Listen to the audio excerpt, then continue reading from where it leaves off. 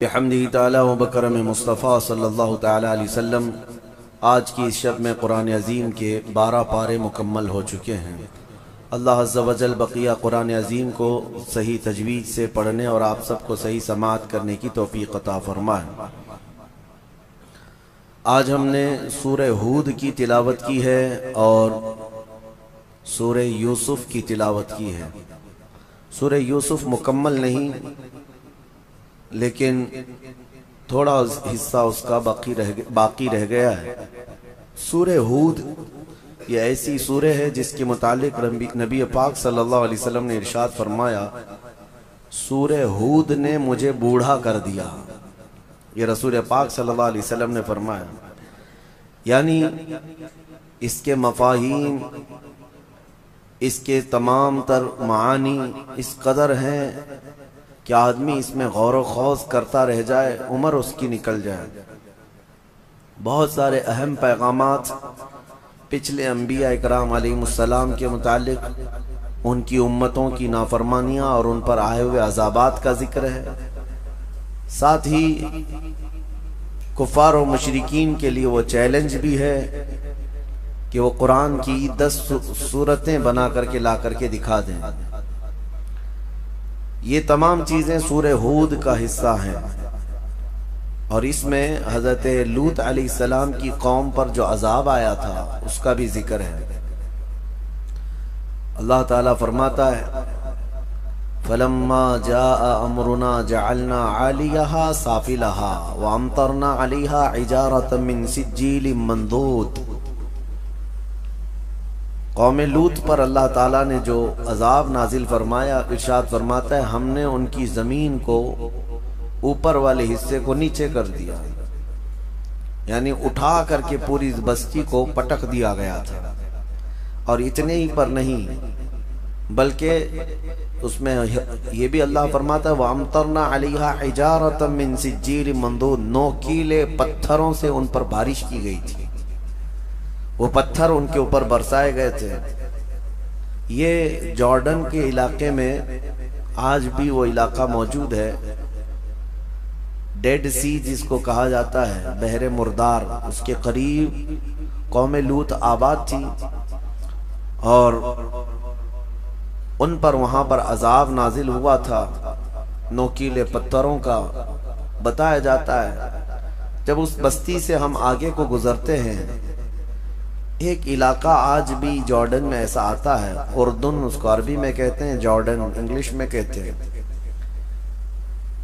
کالے کالے پتھروں کے دور دور تک صحرا نظر آتے ہیں، پتھروں کے میدان، اس میں نہ کوئی درخت ہے نہ کوئی پہاڑ ہے، صرف پتھر گرے ہوئے ہیں، اور بہت عجیب و غریب قسم کے پتھر ہیں۔ لیکن ہم یہ نہیں کہہ سکتے یہ وہی پتھر ہیں جو آسمانوں سے اتارے گئے تھے یا مارے گئے تھے، لیکن آج بھی وہ علاقہ کالے پتھروں سے بھرا ہوا ہے۔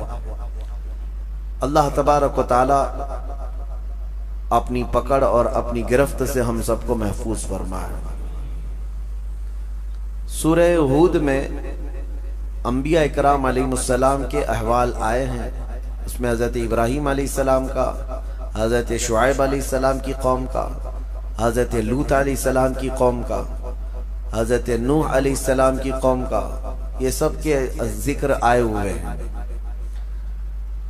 ایک بات یہاں پر ملتی ہے کہ حضرت نوح علیہ السلام کی قوم پر جب عذاب آ رہا تھا، 950 سال تبلیغ فرمائی حضرت نوح علیہ السلام نے، اور ان کی قوم سرکش رہی، اور آپ جب ان کو ڈراتے عذاب الہی سے تو وہ مذاق اڑاتے ہیں، فَأْتِنَا بِمَا تَعِدُنَا، جس چیز کا تم وعدہ کرتے ہو لا کر کے دکھاؤ عذاب کیسا ہوتا ہے۔ تو حضرت نوح علیہ السلام نے اللہ کی بارگاہ میں عرض کیا کہ مولا یہ میری ہر گھڑی ہجو کرتے ہیں اور چیلنج کرتے ہیں عذاب کے لیے۔ تو اللہ تعالیٰ نے فرمایا، نوح تم اپنی کشتی بناؤ سوکھے میں، جبکہ کوئی آس پاس میں کوئی ندی دریا نہیں ہے، لیکن کشتی بنانے کا حکم ہوا۔ آپ نے ایک بہت بڑے سائز کی کشتی بنائی جس میں صرف ایمان والے سوار تھے، اور ہر جانور جتنے بھی اس وقت موجود تھے ان جانوروں کا ایک ایک جوڑا اس میں لے لیا گیا تھا۔ 3 منزلیں کی وہ کشتی تھی، لکڑی کی بنائی ہوئی۔ اس وقت بھی ان کی قوم مذاق اڑا رہی تھی نوح علیہ السلام کے متعلق کہ ان کا دماغ نکل گیا ہے، ذہن توازن کھو گیا ہے، یہ سوکھے میدان میں اتنی بڑی کشتی بنا رہے ہیں، آخر اس کو اٹھا کر لے جائے گا کون سمندر تک اگر ان کو جانا بھی ہے سفر پہ تو۔ لیکن اس کے بعد وہ دن آیا جو عذاب الہی کا تھا، بارش شروع ہوئی، اور بارش کے متعلق قرآن میں اللہ فرماتا ہے ہم نے آسمانوں کے سارے دروازے کھول دیے اور زمین کے سارے سوتے پھاڑ دیے، زمین بھی پانی اگل رہی تھی، آسمان بھی پانی برسا رہا تھا، یہاں تک کہ پانی بھرتا گیا، روئے زمین پر کوئی پہاڑ بھی باقی نہیں رہا جو ڈوبنے سے باقی رہا ہو، سب ڈوب چکے تھے۔ اب اس میں حضرت نوح علیہ السلام کی بیوی نافرمان تھی، کافرہ تھی۔ حضرت نوح علیہ السلام اللہ کے نبی ہیں، لیکن بیوی ان کی سرکش تھی، نافرمان تھی، کافروں کی مدد بھی کرتی تھی۔ اسی طرح لوط علیہ السلام کی بیوی بھی سخت بدکار تھی، گنہگار تھی اور کافرہ تھی۔ دو نبیوں کا ذکر اس سے قبل بھی آیا، اور آگے بھی آپ دیکھیں گے کہ اللہ تعالیٰ نے ان دونوں عورتوں کی مثال بھی بیان فرمائی ہے 29ویں پارے میں۔ حضرت نوح علیہ السلام کی بیوی ان پر کبھی ایمان نہ لائی، اور ان کا ایک بیٹا تھا حضرت نوح علیہ السلام کا، وہ بھی آپ پر ایمان نہیں لایا۔ اب جب بارش آنے لگی بہت تیز اور پانی بھرنے لگا، کشتی تیرنے لگ گئی، تو ایک پدری محبت ہوتی ہے جس کو کہتے ہیں شفقت پدری، یعنی باپ کی محبت اپنے بیٹے کے لیے ہر ایک کے دل میں کچھ نہ کچھ ہوتی ہے، چاہے کیسا بھی بیٹا ہو۔ تو حضرت نوح علیہ السلام پکارنے لگے اس کو کہ بیٹا آجا میری کشتی میں، تو بچ جائے گا۔ تو وہ ڈھیٹ بن کر کے اکڑتا رہا اور کہا میں اونچے پہاڑ پر چڑھ جاؤں گا، مجھے تمہارے کشتی کی ضرورت نہیں، اپنے باپ کے خلاف گیا۔ تو حضرت نوح علیہ السلام کو غم ہوا کہ میرا بیٹا میری مانتا نہیں ہے، میرے خلاف ہے۔ توجہ، اللہ کے نبی کو حکم کیا ہوا؟ اللہ نے فرمایا قال یا نوح انہ لیس من اہلک، اے نوح وہ آپ کی اولاد میں سے ہے ہی نہیں۔ آپ کیوں غم کرتے ہیں اس بات کا؟ انہ عمل غیر صالح فلا تسألنی ما لیس لک به علم انی اعیدک ان تکون من الجاہلین۔ حضرت نوح علیہ السلام کو تنبیہ کی گئی، اللہ کی طرف سے تنبیہ آئی، آپ اس چیز کا سوال نہ کریں۔ وہ اللہ کی بارگاہ میں مانگ رہے تھے کہ مولا میرے اہل کو بچا لے، میرے اولاد کو بچا لے۔ پورا واقعہ اس میں موجود ہے کہ جب اللہ کے نبی کشتی پر سوار ہوئے تو کہا یا بنی ارکب معنا ولا تکن مع الکافرین، بیٹا آ جا، کافروں کے ساتھ مت جا۔ قال سآوی الی الجبل یعصمنی من الماء، میں اونچے پہاڑ پر چڑھ جاؤں گا، مجھے پانی سے کوئی چیز نہیں چھو بھی نہیں پائے گی۔ اللہ نے فرمایا کہ پھر حضرت نوح علیہ السلام نے اس سے پکار کر کہا لا عاصم اليوم، تجھے پتا نہیں آج کوئی بچانے والا نہیں ہے، یہ عذاب کا دن ہے۔ انہ من امر اللہ، یہ اللہ کا حکم ہے۔ لیکن پھر بھی وہ نہ مانا، ہلاک ہو گیا، پانی میں ڈوب گیا، ختم ہو گیا۔ تو پھر نوح علیہ السلام کو جو بیٹے کی محبت تھی اس پر اللہ نے تنبیہ فرمائی کہ وہ آپ کی اولاد میں سے ہے ہی نہیں۔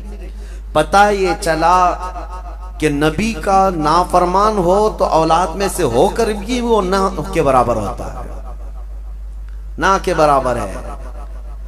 اگر کافر ہے تو اس کا نسب ختم ہو گیا، اس کا نسب ختم ہو گیا۔ ہاں نبی کے اولاد میں سے وہی ہوں گے جو ایمان والے ہوں گے، ایمان والوں کو ہی آل بھی کہا جائے گا، اہل بھی کہا جائے گا، ایمان والے ہوں گے، ورنہ نسب ختم ہو جاتا ہے۔ عزیزان گرامی، اس میں مثال ایک یہ بھی ہے، اس میں جو ہے بیٹا اگر بدکار اور کافر نکلا تو اس میں باپ کا قصور نہیں ہے۔ حضرت نوح علیہ السلام کی اس میں خطا نہیں، وہ نبی ہیں، وہ اللہ کی مصلحت تھی۔ لیکن بسا اوقات ایسا بھی ہوا ہے کہ حضرت اکرمہ رضی اللہ تعالیٰ عنہ، جانتے ہیں آپ صحابی رسول ہیں، نبی پاک صلی اللہ تعالیٰ علیہ وسلم کے صحابی حضرت اکرمہ، عاشق بھی اور کئی جنگوں میں شرکت بھی فرمائی ہے۔ لیکن یہ بیٹے کس کے ہیں؟ ابو جہل کے۔ باپ ابو جہل ہے، دشمنی میں مر گیا حضور کے، لیکن بیٹا صحابی رسول ہے، نبی پاک صلی اللہ تعالیٰ علیہ وسلم کے سچے صحابہ میں سے۔ تو یہ جو معاملات ہیں دنیا میں چلتے رہیں گے، کبھی ولی کے پیٹ سے بدکار پیدا ہوگا اور کبھی گنہگار کے اولاد میں اللہ صالحین پیدا کرے. یہ اس کی قدرت کاملہ ہے. اللہ کریم ہمیں نیک و صالح اولاد عطا فرمائے. اور سورہ یوسف کے متعلق قرآن کہتا ہے نحن نقص علیک احسن القصص. قرآن میں جو ہے 1/3 حصہ قرآن کا واقعات ہیں پچھلے امتوں کے. 1/3 اس میں پچھلی امتوں کے واقعات، پچھلے نبیوں کے واقعات عبرت کے لیے بتائی جاتی ہیں. لیکن ان تمام واقعات میں جتنے بھی قرآن نے بیان کیے، قرآن کہتا ہے سورہ یوسف کے شروع میں اے محبوب ہم آپ کو سب سے بہترین قصہ سناتے ہیں. اللہ فرما رہا ہے سب سے بہترین قصہ کس کا؟ یوسف علیہ السلام. پوری زندگی ہے ان کی اس میں سورہ یوسف میں. ان کی پیدائش کے وقت سے لے کر یعنی شروع سے ان کے احوال سے لے کر ان کے اخیر عمر تک کے احوال اس سورہ میں آ گئے ہیں. یوسف علیہ السلام بیٹے تھے یعقوب علیہ السلام. یعقوب علیہ السلام اللہ کے نبی ہیں جن کو اسرائیل کہا گیا ہے، جن کے نام سے آج اسرائیل ملک بھی بنا ہوا ہے. اسرائیل ان کا نام ہے حضرت یعقوب علیہ السلام کا.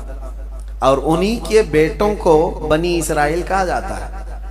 یعقوب علیہ السلام کے ٹوٹل 12 بیٹے ہیں، جس میں حضرت یوسف علیہ السلام 11ویں نمبر پر تھے.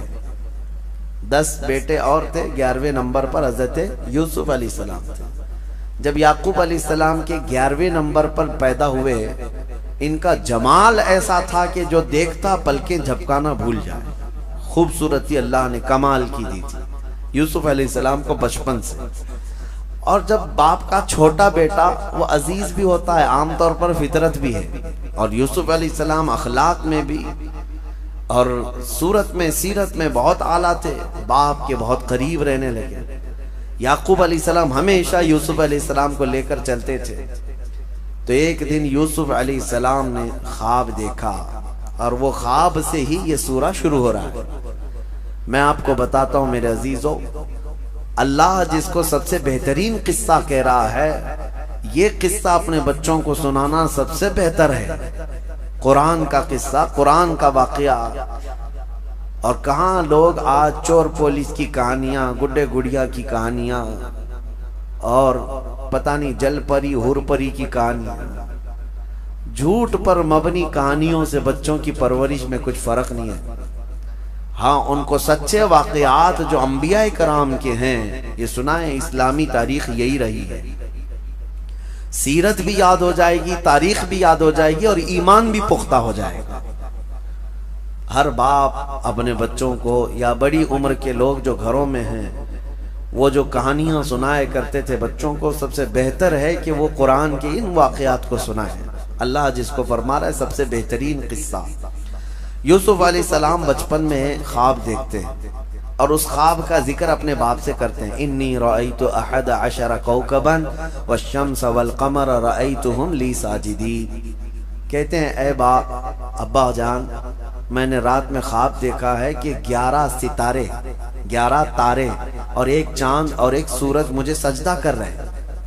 کون کہا؟ یوسف علیہ السلام. باپ یعقوب علیہ السلام اللہ کے نبی ہیں. جب انہوں نے حضرت یوسف سے بچپن میں ہی یہ خواب سنا تو کہا یا بنی لا تقصص رؤیاک علی اخوتک. بیٹا یہ اپنے بھائیوں کے سامنے مت بولنا اس خواب کو. جو 10 بھائی ہیں تمہارے ان کے سامنے اس خواب کا ذکر مت کرنا، ورنہ وہ کچھ نہ کچھ تمہیں نقصان پہنچا سکتے ہیں. بھائیوں میں بھی حسد آتا ہے، ہر زمانے میں رہا ہے. تو یوسف علیہ السلام نے بتایا تو نہیں، لیکن حسد آلریڈی ان بھائیوں کے دلوں میں آئے گیا تھا کہ ہمارے باپ سب سے زیادہ اسی کو چاہتے ہیں، یوسف کو چاہتے ہیں.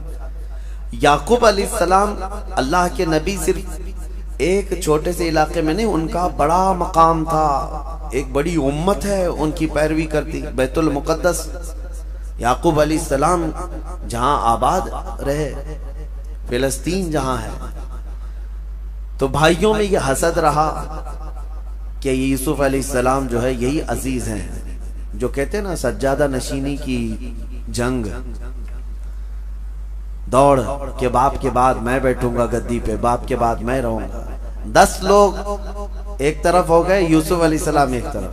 اب شیطان آیا، ان 10 کو وسوسے ڈالا کہ تم یوسف کا کام تمام کرو ورنہ تمہیں باپ کبھی چاہیں گے بھی نہیں۔ تو انہوں نے یہ کہا کہ کیا کریں، آپس میں بیٹھ کر کے میٹنگ کیا، کہا کہ یوسف کو جو ہے مار ڈالتے ہیں۔ پھر ایک بھائی نے کہا مارو مت، جنگل میں لے جاتے ہیں، کہیں جا کر کسی کنویں میں ڈال کے آ جائیں گے۔ تو بھائیوں نے یہ مشورہ کیا اور اس کے بعد کہا کہ پھر ان کو لے کر کیسے جائیں، ابا تو چھوڑیں گے نہیں ان کو ہمارے ساتھ۔ کہا ہم منا لیں گے۔ آئے یوسف علیہ السلام کے مانگ کے لیے، مطالبے کے لیے حضرت یعقوب علیہ السلام کے پاس۔ سارے 10 آ کر کہتے ہیں ابا جان ہم جانا چاہتے ہیں سیر و تفریح کے لیے، ہم تو جا رہے ہیں، ہمارا چھوٹا بھائی اگر سفر میں نہیں رہے گا تو مزہ نہیں آئے گا، آپ اس کو ہمارے ساتھ بھیجیں۔ ارسلہ معنا غدا یرتع ویلعب، وہ بھی ہمارے ساتھ کھیلے گا، تفریح کرے گا۔ وَإِنَّا لَهُ لَحَافِظُونَ، اور ہم اس کی بہت حفاظت کریں گے۔ یعقوب علیہ السلام نے کہا انی لَيَحْزُنُنِي أَن تَذْهَبُوا بِهِ وَأَخَافُ أَن يَأْكُلَهُ الذِّئْبُ، مجھے ڈر ہے کہ تم کہیں اس کو اکیلا چھوڑ دو گے جنگل میں اور کوئی درندہ آ کر اسے کچھ نقصان پہنچا دیا۔ تو بھائیوں نے کہا اگر ایسا ہوا کہ ہم اس کی حفاظت نہیں کریں گے تو پھر ہم پر لعنت ہے، ہم کیسے بھائی ہوں گے، ہم یوسف کی پوری حفاظت کریں گے۔ جب یقین دلایا تو یوسف علیہ السلام کو بھیج دیا والد گرامی نے، لے کر کے پلان کے مطابق آئے جنگل میں، اور آنے کے بعد تھوڑی دیر کھیلنے کے بعد 10 نے مل کر کے یوسف علیہ السلام کو جنگل میں موجود ایک کنویں میں ڈھکیل دیا۔ بہت پرانا کنواں تھا، زہریلے سانپ اس کنویں کے اندر موجود تھے۔ انہوں نے ڈھکیل تو دیا لیکن اللہ کا حکم ہوا کہ فوراً جبرائیل امین آئے، یوسف علیہ السلام کو پکڑ کر کنویں میں ایک جگہ بٹھا دیا، اور جتنے موذی جانور تھے سب کو حکم ہو گیا کہ تمہیں یہ ایذا دینے کے لیے نہیں، یہ اللہ کے نبی ہیں، ان کی حفاظت کرو۔ کوئی ایک سانپ نے بھی ٹچ نہیں کیا۔ ہاں، موذی جانور اللہ کے نبیوں کو ایذا نہیں دیتے۔ یوسف علیہ السلام کو جو نبوت ملی وہ اسی کنویں میں ملی۔ چھوٹی عمر میں جن لوگوں کو نبوت دی گئی ہے وہ 3 نبیوں کا ذکر آتا ہے، ایک حضرت یوسف علیہ السلام جو کنویں میں ان کو نبوت ملی، دوسرے حضرت یحییٰ علیہ السلام بچپن میں ہی، اور تیسرے عیسیٰ علیہ السلام پیدا ہوتے ہی نبی بن کر کے آئے۔ یعنی یہ ظاہری دنیا میں جو کم عمر میں جن کی نبوت ہوئی، ورنہ نبوت کے متعلق میرے آقا صلی اللہ علیہ وسلم سے پہلے کسی کی نبوت نہیں۔ وہ اس وقت بھی نبی تھے جب آدم علیہ السلام پیدا بھی نہیں ہوئے تھے۔ اب کنویں میں ڈھکیل دیا، واپس آ کر کے جنگل میں پلان کرنے لگ گئے کہ اب کیا کریں گے۔ تو انہوں نے ایک بھیڑیے کو پکڑ کر کے اس کو کاٹ دیا، کاٹ کر اس کا خون، یوسف علیہ السلام کا جبہ نکال کر اس کو خون لگا دیا جگہ جگہ۔ یوسف علیہ السلام کو دھکیلنے سے پہلے ان کا جبہ اتار لیا ہوگا، اس کو خون لگا دیا، اور اس کے بعد رات کو روتے دھوتے اپنے گھر آئے اپنے باپ کے پاس۔ وَجَاءُوا عَلَىٰ قَمِيصِهِ بِدَمٍ كَذِبٍ، جھوٹے خون کے ساتھ آئے باپ کے پاس اور پھر رونے لگے۔ قالوا یا ابانا انا ذهبنا ونستبق وتركنا يوسف عند متاعنا فاكله الذئب، ابا جان ہم کھیل رہے تھے، ہمارے سامان کے پاس یوسف کو بٹھائے تھے ہم، اور ہم کھیل میں مصروف تھے، اچانک ایک بھیڑیا آیا اور یوسف کو کھا گیا، لے چلا گیا۔ آپ کو یقین نہیں آئے گا، وما انت بمؤمن لنا، آپ ہم پر یقین نہیں کریں گے، ہمیں پتہ ہے، لیکن دیکھیے یہ ہم جبہ لے آئے۔ وجاءوا علی قمیصہ بدم کذب، یہ خون لگا ہوا ان کا قمیص ہے یوسف علیہ السلام۔ تو حضرت یعقوب علیہ السلام کہنے لگے مجھے پہلے سے معلوم تھا کہ اس طرح کا حادثہ ہو جائے گا، واللہ المستعان، اب اللہ ہی مددگار ہے، فصبر جمیل، صبر سب سے بہتر ہے۔ یوسف علیہ السلام کے جانے کے بعد یعقوب علیہ السلام ان کے غم میں بہت روئے، بہت روئے، اپنے بیٹے کی یاد میں روتے روتے ان کی آنکھیں چلی گئی، بینائی ختم ہوئی یعقوب علیہ السلام کی۔ اب انہوں نے جو کام کیا صرف حسد کے مارے کیا، اپنے بھائی کو کنویں میں ڈال دیا۔ یاد رکھیں میرے آقا صلی اللہ علیہ وسلم کی حدیث ہے، من حفر لأخیہ حفر اللہ لہ، جو اپنے بھائی کے لیے کنواں کھودتا ہے اللہ اس کے لیے کنواں کھودتا ہے۔ ہاں یہ صرف یوسف علیہ السلام کے بھائیوں کے ساتھ ہی نہیں ہوا، آج بھی یہ فارمولہ ہے، اگر آپ کسی کے لیے گڑھا کھود رہے ہیں اللہ آپ کے لیے کوئی گڑھا تیار فرمائے گا جس میں تم بھی جا کے گرو گے۔ کسی مسلمان کو پھنسانے کی کوشش کرنا یہ گڑھا کھودنا ہے، کسی مسلمان کو کہیں گرانے کی کوشش کرنا یہ اس کے لیے گڑھا کھودنے کی طرح ہے۔ یہ فارمولہ آج بھی چلے گا اور قیامت تک چلے گا کہ جو اپنے بھائی کے لیے گڑھا کھودتا ہے اللہ اس کے لیے گڑھا تیار فرماتا ہے۔ اب یہ آئے حضرت یعقوب علیہ السلام نے یہ کام کس کے لیے کیے تھے؟ کس لیے کیے تھے کہ یوسف ہٹ جائے گا تو ہم باپ کے قریب ہو جائیں گے۔ الٹا ہو گیا، یعقوب علیہ السلام نے ان 10 کو دور کر دیا، کہا کہ تم میرے قریب بھی مت آنا آج کے بعد۔ کام کس کے لیے کیے تھے؟ قریب ہونے کے لیے، لیکن یہ چال الٹی پڑ گئی، یعقوب علیہ السلام ہمیشہ کے لیے ان کو دور کر دیا، تم دور ہو جاؤ سب کے سب۔ اب یہ معاملہ چلتا رہا۔ اب قرآن میں اللہ فرماتا ہے ایک قافلہ گزر رہا تھا اس جنگل سے، اس قافلے نے وہاں پڑاؤ کیا تھا، قافلہ یہ مصر جا رہا تھا۔ قافلے میں سے کسی نے پانی لانے کے لیے کنواں تلاشا اور کنواں قریب میں تھا، ڈول ڈالا تو ڈول ڈالتے ہی حضرت یوسف علیہ السلام اس ڈول کو پکڑ کر کے اوپر آ گئے، کنویں کے اوپر آ گئے۔ اللہ تعالیٰ جس کو جہاں چاہے محفوظ رکھے، جہاں چاہے لے جائے۔ میں آپ کو یوسف علیہ السلام کا یہ واقعہ بتاتا ہوں، ان کا سفر دیکھیں کہاں سے شروع ہوا، کہاں سے شروع ہوا۔ حاسدین کے شکار ہوتے رہے لیکن سفر بڑا لمبا ہے یوسف علیہ السلام کا۔ اس کے بعد اس قافلے والوں نے جب دیکھا حسین و جمیل خوبصورت بچہ ہمارے پاس آیا ہے تو لے کر کے قافلے کے امیر کے پاس لائے، کہا کہ یہ تو فرشتہ معلوم ہوتا ہے۔ ظاہر سی بات ہے وہ حسن و جمال ان کا ایسا تھا کہ کوئی انسان ان کی طرح دکھتا نہیں تھا، بہت حسین و جمیل۔ کہا یہ فرشتہ معلوم ہوتا ہے۔ قافلے والوں نے ساتھ لے لیا اور جب وہ راستے سے چلتے تو جہاں سے چلتے لوگ ان کو دیکھنے کے لیے بھیڑ لگاتے۔ جب مصر پہنچے تو قافلے کے امیر نے سوچا کہ مفت میں کیوں دکھاؤں، پیسے لے کر کے دکھاؤں گا۔ اس نے ریٹ لگایا، روزانہ جس کو بھی دیکھنا ہے یوسف کو 1 درہم دے گا اور دیکھ کر کے جائے۔ دوپہر کے بعد 10 درہم لینے لگا، شام کے بعد 100 درہم لینے لگا۔ کمایا، خوب کمایا، کس کو؟ صرف حضرت یوسف علیہ السلام کو دکھا کر۔ مصر کے بازار میں یوسف علیہ السلام کا حسن دیکھنے کے لیے لوگوں کی بھیڑ تھی۔ جب خبر پھیل گئی بڑے بڑے امیر بھی وہاں آئے۔ اب لوگوں میں دوسرے دن ان کے بیچنے کی بات شروع ہو گئی، بولی لگا دیا اس نے، قافلے کے امیر نے، کہ جس کو خریدنا ہے میرے پاس سے اس کو خریدے۔ بڑے بڑے پیسے والے یہ چاہتے تھے کہ یہ خرید کر کے اس نوجوان کو ہم اپنے پاس رکھ لیں۔ اور عزیز مصر، اس وقت جو مصر کا حاکم تھا اس کو عزیز مصر کہا جاتا ہے، اس کی بیوی زلیخا، تاریخ میں ان کا نام موجود ہے، عزیز مصر کی بیوی زلیخا، یہ دیکھتے ہی اس قدر فدا ہو گئی کہ یہ نوجوان کو لے کر کے چلیں۔ عزیز مصر نے بہت بڑی قیمت دے کر کے یوسف علیہ السلام کو خرید لیا اپنی بیوی کی وجہ سے، لے کر کے آیا اپنے گھر پر رکھا۔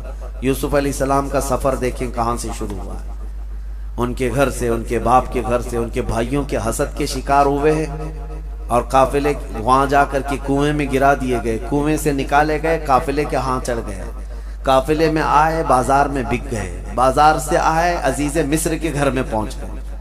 عزیز مصر کے گھر میں آئے تو ایک بات پھیل گئی شہر میں کہ زلیخا جو ہے ایک نوجوان کی عاشق ہو گئی ہے، فدا ہو گئی۔ یہ باتیں عورتوں میں بہت پھیلنے لگی تو زلیخا نے کیا کیا کہ ان عورتوں نے دیکھا نہیں یوسف کو، اس لیے اس طرح کی باتیں بنا رہی ہیں۔ سب عورتوں کو ایک دن دعوت میں بلایا اور کہا آ جاؤ میں تمہیں یوسف دکھاتی ہوں، لیکن سب کو جمع کر کے سب کے ہاتھوں میں ایک لیمو اور ایک چاقو دی تیز کہ جب میں کہوں تو کاٹ دینا۔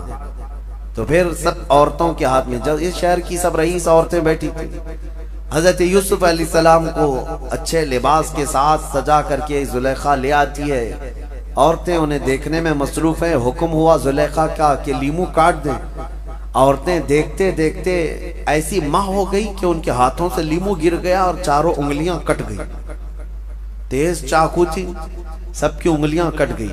پتہ یہ چلا کہ انسان کبھی اتنا مدہوش ہوتا ہے کہ اس کو کٹنے کا احساس نہیں ہوتا۔ اسی لیے امام اعظم نے فرمایا ہے کہ یوسف علیہ السلام کا حسن دیکھتے ہوئے عورتوں کی انگلیاں کٹ گئی، انہیں پتہ نہیں چلا۔ انشاءاللہ موت کے وقت ہم جمال مصطفیٰ دیکھ رہے ہوں گے اور ہمیں روح نکالنے کا درد نہیں ہوگا۔ اسرائیل روح نکال رہے ہوں گے اور سامنے چہرہ مصطفیٰ ہوگا۔ یوسف کا حسن دیکھ کر کٹی ہوئی انگلیوں کا درد نہیں ہوتا تو جمال محمد دیکھ کر روح نکلنے کا بھی درد نہیں ہوگا۔ حسن یوسف پہ کٹی مصر میں انگشت زنا، سر کٹاتے ہیں تیرے نام پہ مردان عرب۔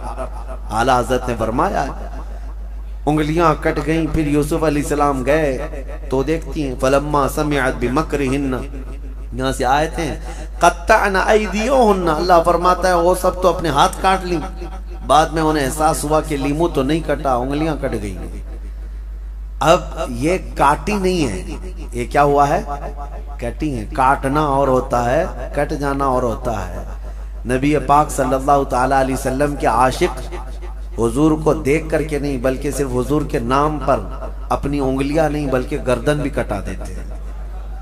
ہاں، ادیب لائل پوری نے بہت اچھے انداز میں فرمایا، جو ان کی ایک طویل بحر والی نعت ہے، عشق کے رنگ میں جب رنگ جائیں افکار، اس میں انہوں نے کہا ایک شہنشاہ نے بخشے ہیں سمرقند و بخارا کسی محبوب کے رخسار کے تل پر، مگر اے سید عالی تیری ناموس تیری عظمت پر۔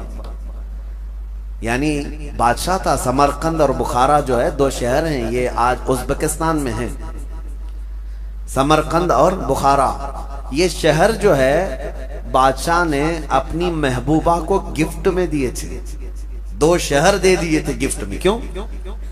اس کی محبوبہ کے رخسار پر، گال پر ایک تل، ایک نشان تھا اور وہ بادشاہ کو بڑا پسند تھا۔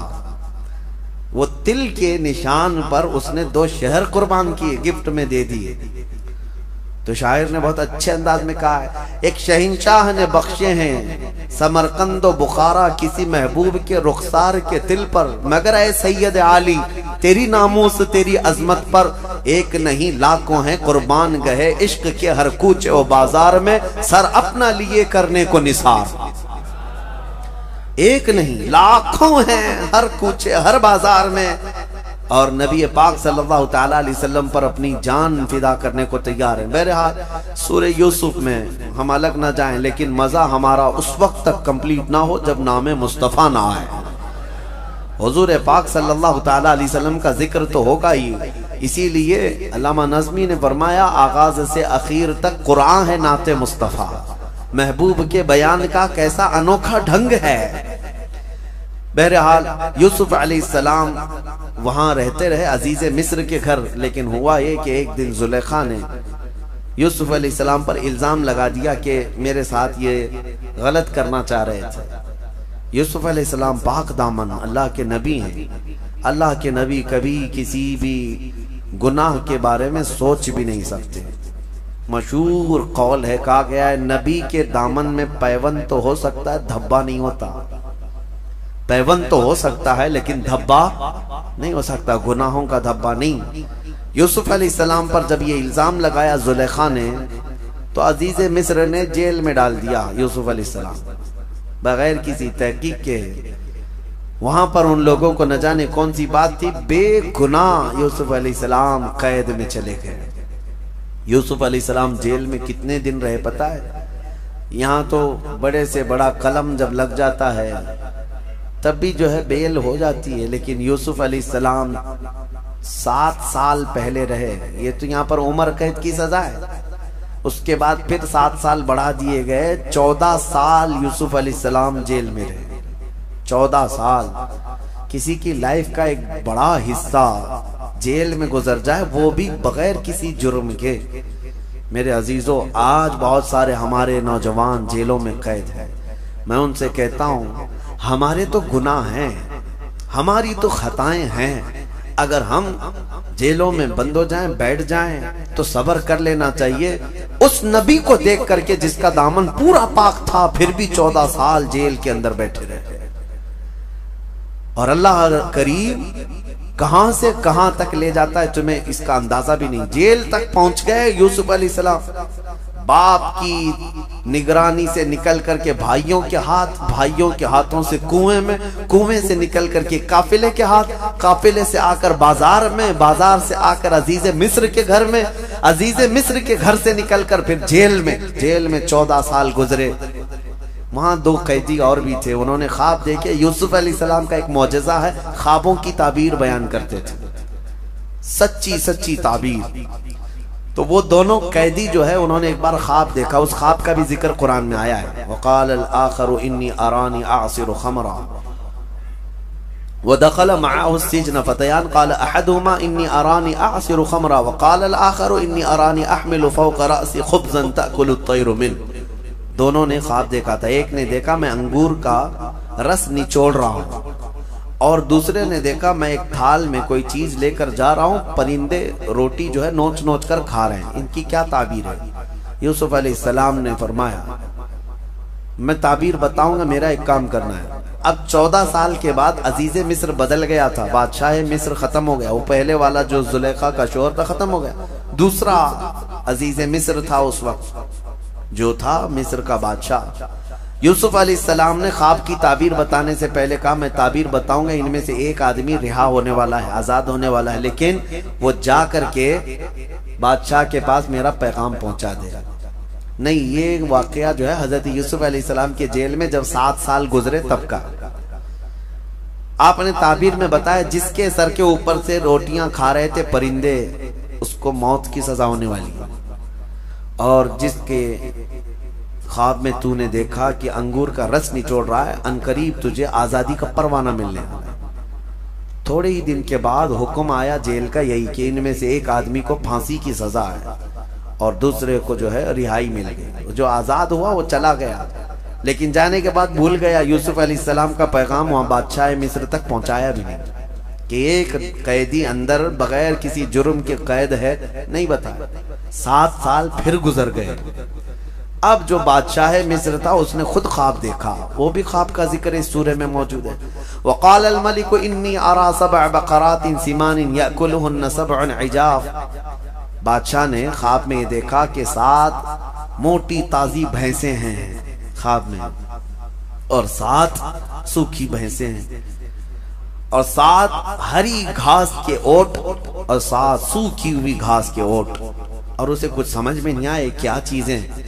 सुबह उठ करके नुजुमियों से पूछने लगा इस ख्वाब की ताबीर क्या है। नुजुमी जो ज्योतिष होते हैं वो अटकल पच्छू मारते रहते हैं, ये भी हो सकता है वो भी हो सकता है, एग्जैक्ट कोई नहीं बोलता। हाँ, आज हमारे भी लोग सुबह उठ करके राशि देखने पे बैठे रहते हैं, और बहुत सारे चैनल तो यही चला भी रहे हैं कि उनको रोजाना वो बताना रहता है आज शनि यहाँ देख रहा है, आज शनि वहां देख रहा है, और उनको खुद पता नहीं उनका शनि कहाँ देख रहा है। और बहुत सारे लोग इस पर ऐसा बिलीव करके चलते हैं। हाँ, मैंने देखा एक साहब रास्ते में आधा सफर करके वापस भाग रहे थे कार चलाते हुए, हमारी मुलाकात हुई, क्यों बाहर फिर वापस क्यों जा रहे? कहा ये जो शर्ट है ना लाल शर्ट, मना किया गया आज लाल शर्ट मुझे नहीं पहनना है, हमारे गुरु ने आज मना किया इसलिए खोलने जा रहा हूँ। कहा होगा क्या? कहा नहीं, उन्होंने कहा है कि आज तुम्हें ये कपड़ा नहीं पहनना है। ये तमाम चीजों पर चलते रहते हैं। ख्वाबों की ताबीर का इल्म ये अहले हक को अल्लाह ताला ने अता फरमाया, और नबूवत का हिस्सा है ये ख्वाबों को, मोमिन के सच्चे ख्वाब। यूसुफ अलैहिस्सलाम जेल में रहे, बादशाह ने जब ये ख्वाब बताया तो कोई नजूमी बता नहीं सका। उसके दरबार में वो जेल से छूटा हुआ कैदी मौजूद था जिसकी ख्वाब की ताबीर यूसुफ अलैहिस्सलाम ने बताई थी 7 साल पहले। उसने कहा कि मैं कैदी एक ऐसे शख्स को जानता हूं जेल में जो नाहक कैद में है और वो ख्वाबों की सच्ची सच्ची ताबीर बताता है। यूसुफ अलैहिस्सलाम के पास बादशाह ने भेजा, जाओ उससे ख्वाबों की ताबीर पूछ के आओ। अफ्तिना फी सब'i बकरात। यूसुफ अलैहिस्सलाम के पास जाकर के लोगों ने पूछा हमारे बादशाह ने ऐसा ऐसा ख्वाब देखा। यूसुफ अलैहिस्सलाम ने फरमाया मुझे यहाँ से आजाद करो, मैं ख्वाब की ताबीर बताता हूँ। बादशाह ने बड़े एजाज के साथ तलब किया। आपने बताया तेरे ख्वाब की ताबीर ये है कि अब तेरे मुल्क में 7 साल खुशहाली के आएंगे, बहुत गल्ला अनाज सब होगा। اس کے اچانک 7 سال کے بعد والے جو 7 سال ہوں گے بہت سوکھا پڑ جائے گا، لوگ کنگال ہوں گے، مفلس ہو جائیں گے، یہاں تک کہ ان کا سارا سامان بک جائے گا، لوگ بھی اپنے آپ کو بیچ دیں گے، تو کروں کیا؟ بادشاہ نے پوچھا، کہا کہ 7 سال جو ہوں گے انہی میں ذخیرہ جمع کر لو کہ اگلے 7 سال جب سوکھا پڑے گا تو یہ جمع شدہ مال تم اپنے رعایا پر خرچہ کرو گے۔ بادشاہ کو یہ تعبیر پسند آئی اور اس نے دیکھا بھی کہ 7 سال اتنی خوشحالیاں آئیں تو اس نے سب جمع کرنا شروع کیا۔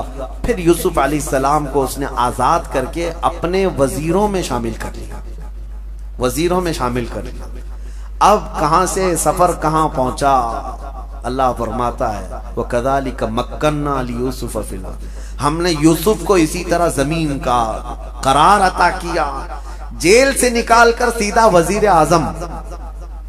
حضرت یوسف علیہ السلام وہاں پہنچے، 7 سال کے بعد جب سوکھا پڑ گیا ہر جگہ، مصر میں ایسا سوکھا پڑ گیا تھا کہ لوگ اپنے آپ کو بیچنے پر مجبور ہو گئے تھے، اور جب بادشاہ کے ہاں سے غلہ تقسیم ہو رہا تھا رعایا کو، یوسف علیہ السلام کے وہ 10 بھائی یعقوب علیہ السلام کے ساتھ جو زمانہ بیت گیا، ان کے ہاں بھی مفلسی ایسی آئی، غربت ایسی آئی، قحط، وہ بھی بادشاہ کے ہاں غلہ لینے کے لیے آ گئے۔ اب اس وقت یوسف علیہ السلام وزیر اعظم ہیں، بادشاہ کے ہاں وزیر اعظم ہیں۔ بھائی جب آ رہے تھے، اتفاق کی بات یہ ہے کہ یوسف علیہ السلام کے غم میں جب یعقوب علیہ السلام بہت رونے لگے تو اللہ نے ان کو ایک اور بیٹا عطا کیا جن کا نام بنیامین تھا۔ بنیامین، آج یہ یہودی وہ نام رکھتے ہیں بنجامن، وہ بنیامین ہے، یوسف علیہ السلام کے چھوٹے بیٹے، اور حضرت یعقوب علیہ السلام اس بیٹے کو اب بہت زیادہ چاہتے تھے۔ یہ بات حضرت یوسف علیہ السلام کو معلوم تھی کہ میرے بعد میرا چھوٹا بھائی پیدا ہوا، اس کو یعقوب علیہ السلام اب دور کرتے ہی نہیں تھے۔ اب یہ 10 بھائی آئے تھے جب بادشاہ کے یہاں پہنچے غلہ لینے کے لیے، حضرت یوسف علیہ السلام نے تو ان کو پہچان لیا لیکن وہ ان کو نہیں پہچانتے تھے۔ ان کو تو یہ لگا کہ کب کے ہم نے کنویں میں ڈال دیا، ختم ہو گئی کہانی، لیکن یوسف علیہ السلام موجود تھے۔ حضرت یوسف علیہ السلام نے ان بھائیوں کا غلہ روک دیا، کہا بانٹنے والے سے کہ ان کو پہلے طلب کرو۔ پوچھا کتنے لوگ ہیں تمہارے گھر میں؟ کہا ہم لوگ ہیں، ہمارے باپ ہیں، ہمارے ایک بھائی ہیں۔ کہا جاؤ اپنے چھوٹے بھائی کو بھی ساتھ میں لے آؤ، جب تک وہ نہیں آئے گا تمہیں غلہ نہیں دیا جائے گا۔ وہ 10 نے کہا ہمارے باپ ان کو نہیں بھیجتے۔ کہا کیوں نہیں بھیجتے؟ کہا ہمارے ایک بھائی کے ساتھ حادثہ ہوا تھا پہلے، اب ہمارے باپ اس چھوٹے بھائی کو نہیں بھیجتے۔ یوسف علیہ السلام نے کہا جب تک تمہارا وہ چھوٹا بھائی آئے گا نہیں تمہیں غلہ دیا نہیں جائے گا۔ واپس چلے آئے۔ باپ یعقوب علیہ السلام سے کہنے لگے جو عزیز مصر کا وزیر اعظم ہے وہ بڑا سخت آدمی ہے، وہ بڑا سخت آدمی ہے، وہ غلہ نہیں دیتا، آپ ہمارے چھوٹے بھائی کو ساتھ بھیجیں۔ حضرت یوسف علیہ السلام کے باپ یعقوب علیہ السلام کہنے لگے مجھے پھر خوف ہے کہ اس کے ساتھ بھی تم کچھ غلط نہ کر جاؤ۔ بہت روئے، 10 نے کہا ایک غلطی ہوئی، اب غلطی نہیں کریں گے، آپ بھیج دیں اللہ کے لیے۔ حضرت یعقوب علیہ السلام نے بھیج دیا۔ بڑی منت سماجت کرنے کے بعد جب یہ آئے اپنے چھوٹے بھائی کو لے کر کے، غلہ جب تقسیم ہو رہا تھا، یوسف علیہ السلام نے سب کو غلہ دیا اور چھوٹے بھائی کے تھیلے میں سونے کی کٹوری ڈال دی جس سے تقسیم ہوتا تھا غلہ، اور اس کے بعد وہ لوگ غلہ لے کر کے باہر نکلے تھے۔ یوسف علیہ السلام نے اعلان کیا کہ شاہی خزانے کی سونے کی کٹوری چوری ہو گئی ہے، چیکنگ کرو کس کے پاس ہے۔ سارے لوگوں کے تھیلے چیک کیے گئے تو حضرت بنیامین کے پاس ملی جو یوسف علیہ السلام کے چھوٹے بھائی تھے۔ حضرت یوسف علیہ السلام نے کہا پکڑو ان کو، گرفتار کر کے لائے۔ اب وہ 10 رونے لگے، گڑ گڑانے لگے، ہماری تو موت آ جائے گی، ہم اپنے باپ کے پاس جا نہ سکیں گے، چھوڑ دے، ہم 10 کو لے لیں، اس کو چھوڑ دیں۔ یوسف علیہ السلام نے کہا نہیں، اسی کو ہم رکھیں گے، اسی کو ہم رکھیں گے، اور اس وقت تک ہم انہیں نہیں چھوڑیں گے جب تک تم اپنے باپ کو لے کر نہیں آتے۔ اب وہ بھائی رونے لگے، کہا ہمارے باپ نہیں آ سکتے، ان کی آنکھیں نہیں ہیں، بڑھاپا ہے، بہت غم میں روتے ہیں۔ حضرت یوسف علیہ السلام نے پوچھا کس غم میں روتے ہیں؟ کہا ان کا ایک عزیز بیٹا انتقال کر گیا۔ یوسف علیہ السلام کو رونا آ گیا، اپنے باپ کی محبت تھی کہ ابا جان اتنے سالوں سے میرے غم میں رو رہے ہیں۔ پھر حضرت یوسف علیہ السلام نے اپنا جبہ اتارا اور کہا ان بھائیوں کے ہاتھ میں دیا، کہا جانا اپنے باپ کے پاس اس جبے کو دے دینا، وہ آئیں گے، یہ جبہ لے کر کے ضرور آئیں گے، جاؤ۔ یہ 10 یوسف علیہ السلام کا جبہ لے کر چلنے لگے۔ اس وقت تک بھائیوں کو نہیں معلوم یہ یوسف ہے۔ جب وہ لے کر کے چلنے لگے، سنو قرآن کہتا ہے فلما ان جاء البشیر، نہیں بلکہ یعقوب علیہ السلام کہتے ہیں انی لاجد ریح یوسف لولا ان تفندون۔ گھر والے جو بیویاں تھیں حضرت یعقوب علیہ السلام کی، وہ اکیلے تھے، آنکھیں نہیں ہیں، ابھی یہ بھائی آئے نہیں، راستے میں ہیں۔ گھر میں حضرت یعقوب علیہ السلام زور زور سے ادھر ادھر سے چلتے اور کہتے ہیں مجھے یوسف کی خوشبو آ رہی ہے، یوسف کی خوشبو آ رہی ہے۔ لوگوں نے کہا قالوا تاللہ انک لفی ضلالک القدیم، لوگوں نے کہا اللہ کی قسم آپ پرانی محبت میں کھوئے ہوئے ہیں، کہاں یوسف ابھی اس زمانے میں؟ یعقوب علیہ السلام کہنے لگے نہیں، مجھے میرے بیٹے کی خوشبو آ رہی ہے۔ نبی ہے جو اپنے بیٹے کی خوشبو سونگھ سکتا ہے۔ اور جب وہ جبہ لے کر کے بھائی پہنچے تو قرآن میں القاہ علی وجہہ، بھائیوں نے وہ جبہ لا کر یعقوب علیہ السلام کے منہ پر ڈال دیا۔ اللہ فرماتا ہے فرتد بصیرا، ان کی کھوئی ہوئی بینائی واپس آ گئی، آنکھیں واپس آ گئی، وہ دیکھنے لگ گئے۔ اللہ اکبر، قرآن کی آیتیں شاہد ہیں، ایک نبی کا جبہ دوسرے نبی کی آنکھیں لا رہا ہے، ایک نبی کا جبہ دوسرے نبی کو فائدہ دے رہا ہے، تو پھر نبی کا منہ مبارک امتی کو کیوں نہیں فائدہ دے سکتا؟ نبی کے قدم جہاں پر لگے وہ مٹی ہمارے لیے شفا کیوں نہیں ہو سکتی؟